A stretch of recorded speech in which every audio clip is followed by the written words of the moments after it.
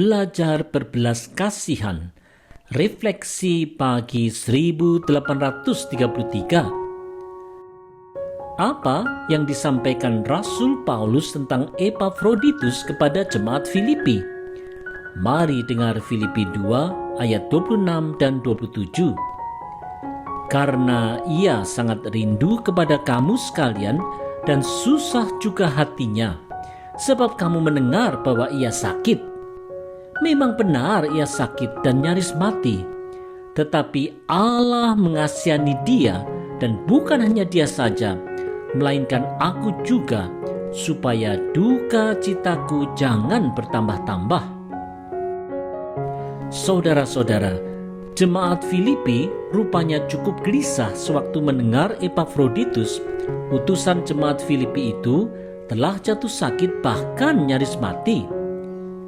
Di dalam belas kasihannya, Allah memberikan kesembuhan kepada Epafroditus, sehingga Rasul Paulus pun ikut terhibur juga.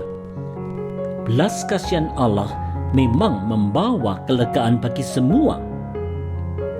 Saudara-saudara, belas kasihan Allah memang pastilah membawa kelegaan di dalam kedukaan ataupun jalan keluar untuk berbagai persoalan.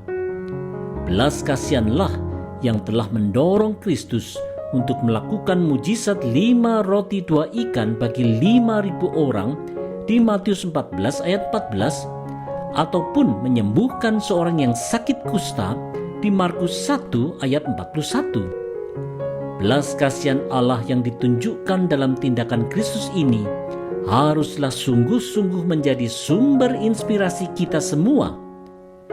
Oleh karena itu, marilah kita belajar berbelas kasihan kepada mereka yang sedang berduka dan kepada mereka yang sedang dalam pergumulan berat. Kiranya belas kasihan memenuhi hati kita dan terwujud dalam segala keputusan dan tindakan kita.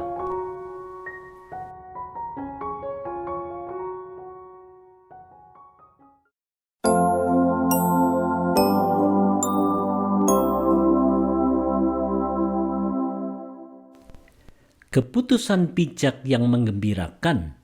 Refleksi pagi 1834. Apa keputusan Rasul Paulus setelah Epafroditus, utusan dari jemaat Filipi, mengalami sakit keras sampai hampir mati, tetapi kemudian disembuhkan Tuhan?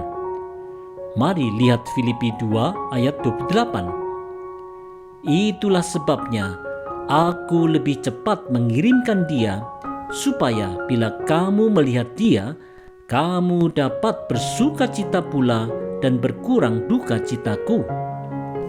Saudara-saudara, walaupun sudah sembuh, kondisi kesehatan Epafroditus cukup mengkhawatirkan Rasul Paulus serta jemaat Filipi sebagai jemaat pengutus.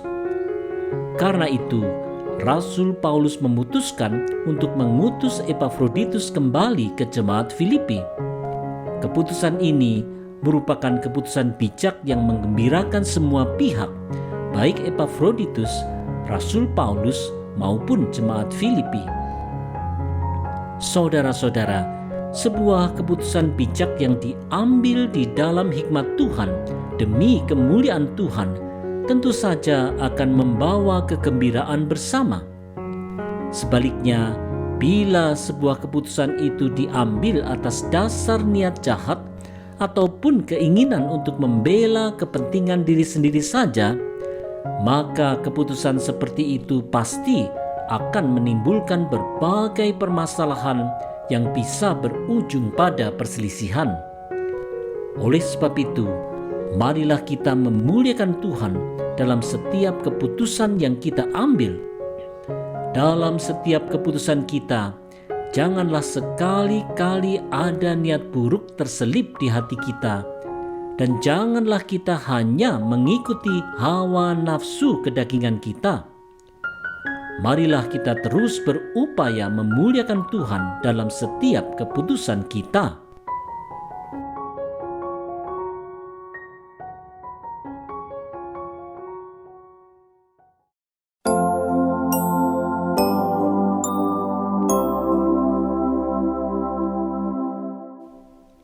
tetap setia walau sukar.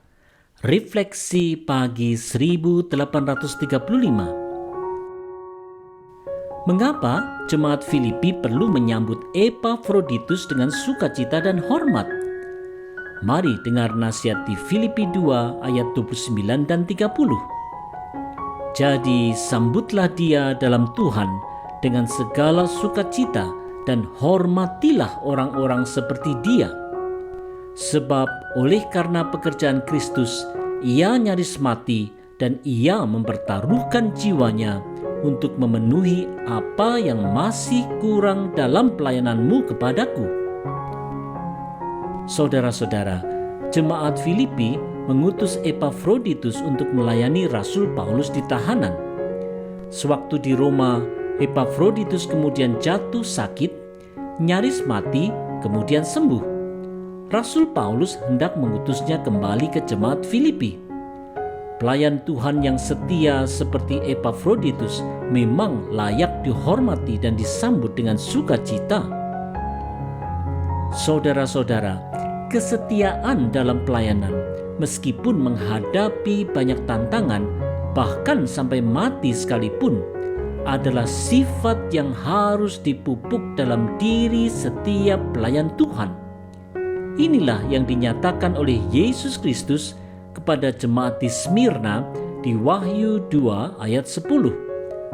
Hendaklah engkau setia sampai mati, dan aku akan mengaruniakan kepadamu mahkota kehidupan. Sikap setia inilah yang perlu terus dikembangkan dalam diri kita semua. Hanya saja sayangnya, dengan adanya berbagai iming-iming yang menggiurkan dari dunia, seringkali kita kemudian terlena dan berlaku tidak setia. Karena itu, marilah kita terus belajar melayani dengan setia, satu hari demi satu hari. Ingat, mahkota kehidupan menanti.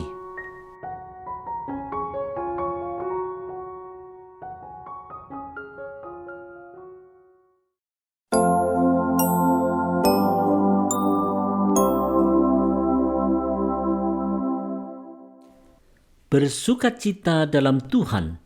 Refleksi pagi 1836. Jemaat Filipi telah ikut serta dalam pekerjaan pekabaran Injil dengan mendukung pelayanan Rasul Paulus yang sedang ditahan di Roma dengan mengutus Epafroditus. Apa ajakan Rasul Paulus bagi jemaat Filipi yang telah mendukungnya itu?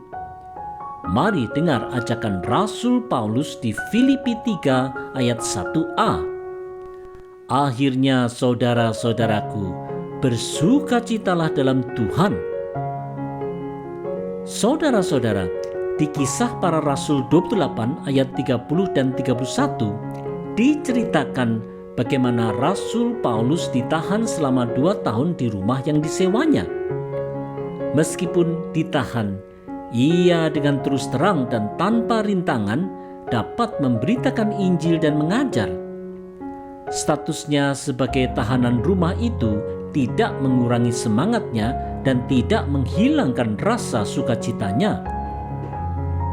Saudara-saudara, ajakan untuk tetap bersukacita dari Rasul Paulus yang sedang ada di dalam tahanan itu tentulah ajakan untuk kita semua juga di zaman sekarang ini. Meskipun selama hidup di dunia, kita pasti tidak akan terbebas dari duka cita, kesulitan, sakit penyakit, ataupun gejolak. Kita tetap harus mengarahkan hati kepada Allah, tetap menaruh pengharapan iman kita di dalam Yesus Kristus, serta bergantung kepada kekuatan Roh Kudus. Dengan tidak mengandalkan kekuatan dan hikmat sendiri saja, kita akan dimampukan untuk terus bersukacita dalam setiap keadaan. Karena itu, marilah kita belajar untuk bersukacita di dalam Tuhan senantiasa. Damai sejahtera dari Allah pasti akan melimpahi kita.